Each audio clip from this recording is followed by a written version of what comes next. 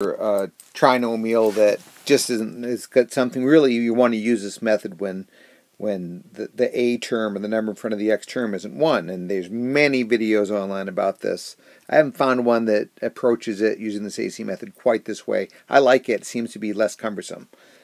So the problem is this 3x squared. What multiplies get me 3x squared? You can certainly guess and check, and you get good at it. It's the easiest way to go. But this is a way to get you good at it, the guessing and checking. So what we're going to do is we're going to get rid of this 3x squared. We're just going to make it be x squared. And the way we do it is we multiply the a term, the first term, times the last term, which is the c. So a times c.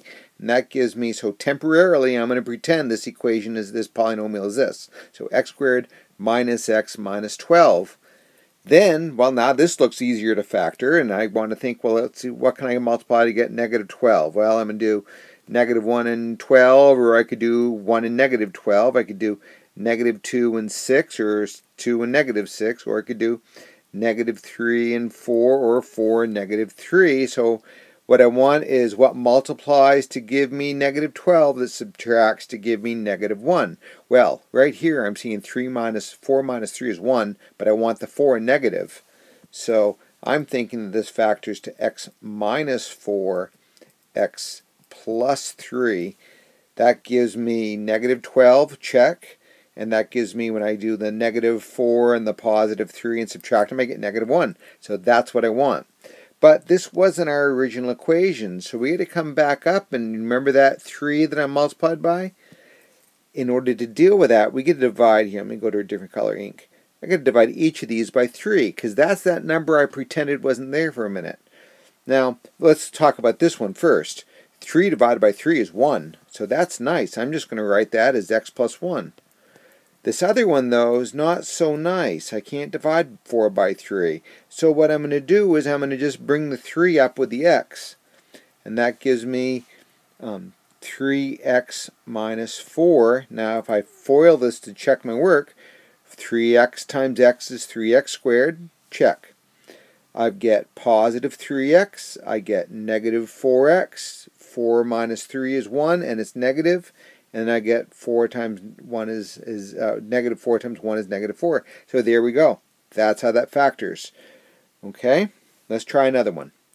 Again, leading coefficient's 2. I'm going to get rid of it by multiplying the 2 and the negative 30. So that's going to give me x squared minus 17x minus 60. And then you got to think about the factors of 60. Well, let's see. 1 and 60, and one of them has to be negative. I could do 2 and 30. I could do, let's see, 3 and 20, and 4 and 15, and I could keep going, but I already see that if I want to subtract them, because this is negative, that means I'm going to subtract them and get the middle term. 20 minus 3 is 17. I want it to be negative, so that tells me the 20 has to be negative. So x minus 20, x plus 3, and then that 2 that I originally ignored, I'm going to divide that by 2, divide that by 2. Well, 20 divided by 2 is 10, and I can't divide 3 by 2 evenly, so 2x plus 3. And if we FOIL it to check, 2x squared, positive 3x, negative 20x, subtracts to negative 17x, and then negative 30. Check. Here's one that looks a little more miserable. There's no GCF. I can't divide everything by 2 or everything by 5 or 3 or whatever. So I'm stuck. I got to try something else. So I'm going to try that AC method. And let's see. Then I just got to realize what 6 times 35 is. I think that's 90, but let me look here. I mean, I could grab a calculator, but let's see, what's that? 30, carry it, so that's 18. Oh, 210. Good thing I didn't make a guess. 210. So let's see here. Well, 21 times 10 is 21, isn't it? Or 210. 21 times 10. That is 210, and if I subtract those, I get negative 11. I'm not going to knock myself out. I think that's the mixture I want, right? Negative 21 and 10. So x minus 21, x plus 10, gives me that part. But then I got to divide by the 6 that I ignored originally. And I'm going to reduce those fractions. Divide them both by 3 gives me negative 7 over 2. And divide those both by 2, and that gives me x plus 5 over 3. And neither one of those divides evenly, so 2x minus 7, 3x plus 5. And if I FOIL it to check, 6x squared, check. 10x, negative 21x, subtract to get negative 11. Good. 7 times 5 is 35, and it's negative. Is that negative? Good. So that is how that factors. I hope you're starting to see that this is kind of a quick, easy way to do this. We'll try one more. So let's see. I'm going to make up one. So here's another one I just made up, and there's a twist to this, and I want you to look at this. I'm not going to say anything for a minute. I want you to look at this polynomial and notice if there's anything a little bit different that we can do first before we jump into the hard stuff. So what I'm hoping you notice is, hey, there's a greatest common factor of 2. So I can factor a 2 out of everything. And what that does for us is that pulls those numbers down just a little bit smaller. Oops, 27, not 24, Dan. Let's see, 27, x minus 40. And now we're stuck with the hard thing. So off the top of my head, I don't really see too much that I don't know if I want to think that hard. So I'm going to jump in and try the AC method. And why don't you try it? And then, stop the video, try it, then come back and watch me finish it. Okay, so hopefully you did do that. So let's jump in and try this. So x squared minus 27x minus 280. Oh, let's see here. I got to get something that multiplies to give me 280. That'll subtract to give me 27. So, well, let's see.